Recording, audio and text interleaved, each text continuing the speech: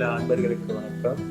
நம்ம இப்போது எங்கே வந்திருக்கோம்னு பார்த்தீங்கன்னா, ஒரு அழகான மாதுளை தோட்டத்தை பார்வையிடறதுக்கு தான் வந்திருக்கோம். இது வந்து யாழ்ப்பாணத்திலே மிகப்பெரிய மாதுளை தோட்டம். இது எங்கே இருக்குன்னு பார்த்தீங்கன்னு சொன்னால், யாழ்ப்பாணத்தில் மிருசுவில் பகுதியில் அமைஞ்சிருக்க ஜீவா மாதுளை தோட்டத்துக்கு தான் நம்ம இப்போ வந்திருக்கோம்.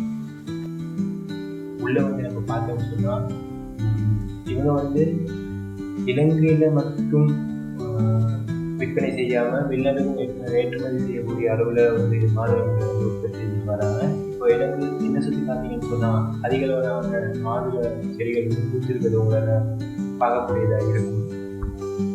அப்படியே பார்த்தீங்கன்னா இவங்க வந்து இந்த செடிகள் மட்டும் இல்லாமல் மாதுளங்கள் வந்து காய்ச்சி இருக்க ஒரு பருவங்களும் இருக்குது. இவங்க வந்து இதை 3 பகுதிகளாக பிரித்து வந்து செஞ்சுட்டு வராங்க. ஒன்று வந்து தற்போது மாதுளை பழங்கள் காய்த்து சந்தைக்கு போகக்கூடிய நிலையில் இருக்கிறதும், ஒன்று வந்து பூத்திருக்கிறது, இதுக்கு முன்னாடி நம்ம பார்த்ததும்.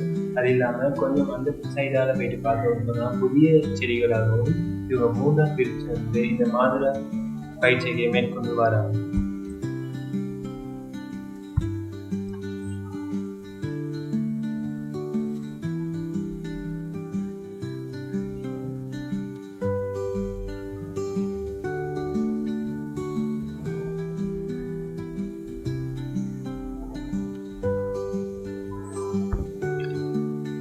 நான் ஃபஸ்ட்டே சொன்னது போல தான் இவங்க வந்து 3 பகுதிகளாக பிரித்து செஞ்சுட்டு வராங்க. ஒன்று வந்து இப்போ நம்ம பார்த்து கொண்டு இருக்கிறது பூத்து இருக்கிற மாதுளை செடிகள்.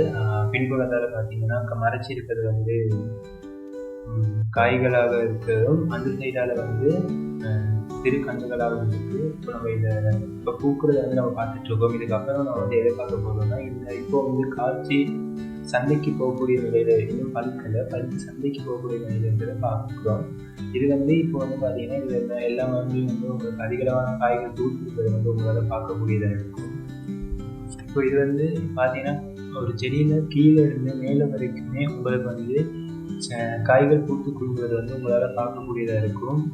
ஒவ்வொரு செடிகளையும் வந்து சுமார் ஒரு 20-30 பழங்களுக்கு மேலே காணப்படுது. இது வந்து இந்த வருடம் இறுதியில் அப்படின்னா டிசம்பரில் வந்து சந்தைக்கு போகிறதுக்கு ரெடியாக வரக்கூடிய அளவில் தான் வந்து இந்த செடிகள் வந்து காணப்படுது. இந்த வந்து டிசம்பருக்கு வந்து யாழ்ப்பாண சந்தைக்கு மாத்திரம் இல்லாமல் இலங்கையிலிருந்து வெளிநாட்டுக்கு ஏற்றுமதி செய்கிறதுக்கும் வந்து அது ரெடியாக இருக்குது. இது வந்து இப்போ பார்த்தீங்கன்னா பூக்கள் இருக்குது. இது வந்து அடுத்து ஜனவரிக்கு பிறகு வர பருவத்துக்கு வந்து இது தயாராக கூடிய நிலையில் வந்து இந்த பூக்கிற செடிகள் வந்து இவங்க பயிர் செஞ்சுருக்காங்க. இப்போ வந்து நம்ம இவங்க புதுசாக வச்சிருக்க கன்றுகளை போயிட்டு பார்வையிட்டு வருவோம். இது பார்த்தீங்கன்னா இவங்க வந்து புதிதாக வச்சிருக்க கன்றுகள். இது வந்து இப்போ வச்சு கிட்டத்தட்ட 1 வருடம் ஆக போகுதுன்னு வந்து இங்கே வேலை செய்கிறவரோட கதைச்சப்போ எங்களுக்கு அவர் வந்து சொல்லி தந்தார். இது இந்த வருடம் இறுதியிலிருந்து பூக்கிறதுக்கு ஆரம்பிச்சிடும்னு சொன்னார். அப்படின்னா இந்த 1 வருட கன்று வந்து 1 வருடத்துக்கு முன்னுக்கே பழுக்க ஆரம்பிச்சிடுமா. ஆனால் அவங்க வந்து பழுக்க விடாமல் இதை வந்து சரியான ஒரு பராமரிப்புல 1 வருடமாக வந்து பராமரிச்சுட்டு வந்து அதுக்கப்புறம் தான் இதை பூக்க விடுவாங்கன்னா அடுத்த வருட ஆரம்ப பகுதியில் வந்து இதுவும் முதல் காய்கள் வந்து பூக்க ஆரம்பிச்சிருக்குன்னு சொன்னாங்க. அடுத்தது இவங்க வந்து நீர் பற்றாக்குறையை வந்து குறைக்கிறதுக்காகவும், தாவரங்கள் வந்து எந்த நேரமும் ஈரத்தன்மை வேர்கள் வந்து ஈரத்தன்மையோடு இருக்கணுங்கிறதுக்காகவும் சொட்டு நீர்ப்பாசன முறையை பயன்படுத்தினா இதில் உள்ள எல்லா மாதுளை கன்றுகளுக்குமே வந்து நீர்ப்பாசனம் செய்கிறாங்க. இதன் மூலமா வந்து தாவரங்களுக்கு எந்த நேரமும் தண்ணி கிடைக்கக்கூடியதாக இருக்கிறதோட மேலதிகமான தண்ணி வீணாகிறதையும் இவங்க வந்து தடுக்கிறதா சொல்றாங்க. அது மட்டும் இல்லாமல் இவங்க வந்து இந்த மாதுளை செடிகளை வந்து மிகவும் செயற்கையான முறையில் பாதுகாத்து குருவிகள் விலங்குகளிலிருந்து பாதுகாத்து ஃபுல்லாகவே கவர் பண்ணி தான் இவங்க வந்து இந்த பயிற்சிகளை மேற்கொள்றாங்க. மேலே ஃபுல்லாகவே கவர் பண்ணி எந்த ஒரு விலங்குகளும் பறவைகளும் உள்ள வராத மாதிரி பாதுகாத்து ரொம்பவுமே ஒரு பாதுகாப்பான முறையில் தான் இவங்க மேற்கொள்றாங்க. ஏன்னா மாதுளை செடி வந்து ரொம்பவும் பாதுகாத்து வளர்க்கப்பட வேண்டிய ஒரு செடியாக காணப்படுறாங்க.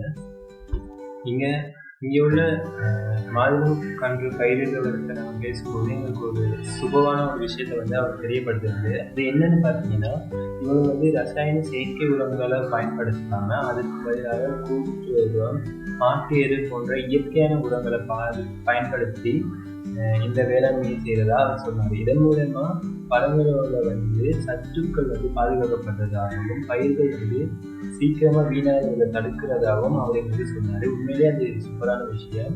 ஏன்னு சொல்லி பார்த்தீங்கன்னு சொன்னால், உண்மையிலேயே பார்த்தீங்கன்னு சொன்னால் ரசாயன உரங்கள்னால பழங்களில் இருக்க சத்துக்கள் இல்லாமல் போகிறதோட இந்த மரங்களை நீண்ட காலத்துக்கு நம்மளால் பாதுகாத்து வர முடியாமல் இருக்கும்.